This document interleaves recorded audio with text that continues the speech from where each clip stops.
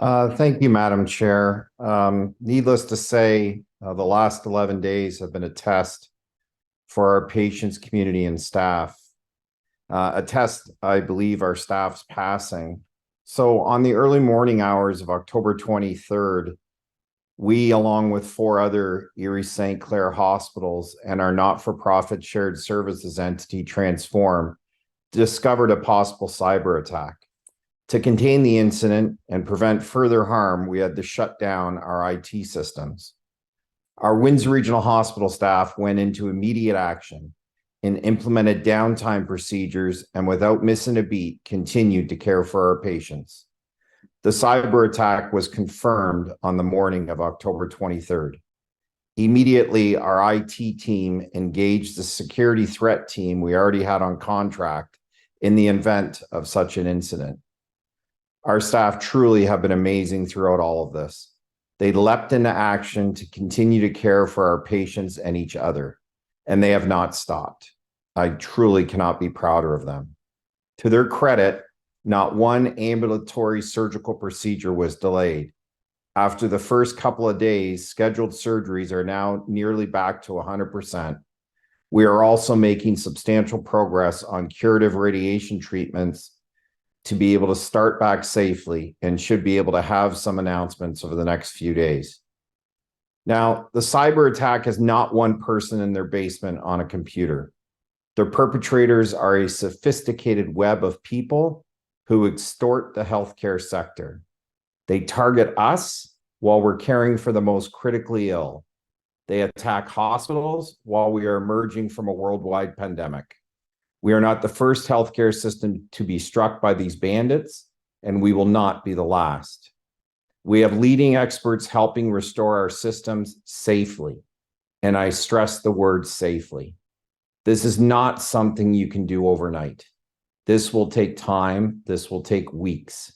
We are hopeful that over the next few weeks, we'll be able to bring back our clinical applications one by one. Our collective focus is on cancer patients and getting those systems up quickly, but safely. And again, we are making substantial progress. We know that there are those in the press who are critical of our efforts.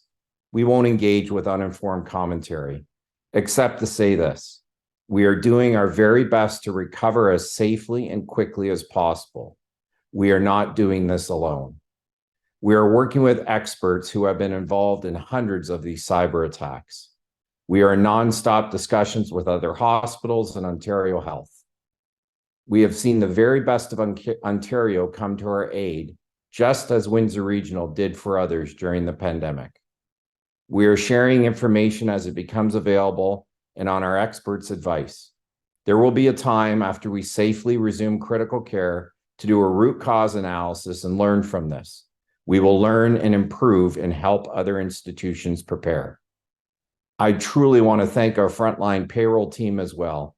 Under impossible circumstances, they made sure all employees have been paid, and paid pretty darn accurately, pulling together data from different sources with an opportunity for all staff to address any issues. At the same time, we've provided credit monitoring to our staff as a precaution. At this point, we do not know all the data impacted. We are investigating and will have more information soon. The bad actors have published some of the data they stole. They did this because we would not succumb to their ransom demands. We closely examined whether to pay, but we knew, and our experts in law enforcement all confirmed, that we cannot trust the promise of a criminal to delete this information. We learned that payment would not speed up the safe restoration of our network, and so we did not pay. This decision is consistent with the recent joint statement of the 50 members of the International Counter-Ransomware Initiative, which includes Canada. They have agreed to sign a pledge never to pay ransom to cyber criminals. As soon as we determine exactly what data was affected, we'll notify those impacted as required by law. We have already notified the appropriate authorities of the breach and are working with local police, OPP, Interpol, and the FBI on the criminal investigation. Our focus is always on our patients and fellow staff. Just like during the pandemic, we will continue to have that laser focus. I truly want to thank our Windsor Essex community for their understanding and support during these critical times. I just want to share some of the comments that they've posted across Erie, St. Clair, and just to show you some of the stuff that our staff has brought forward, which is very powerful for our team members to see this stuff.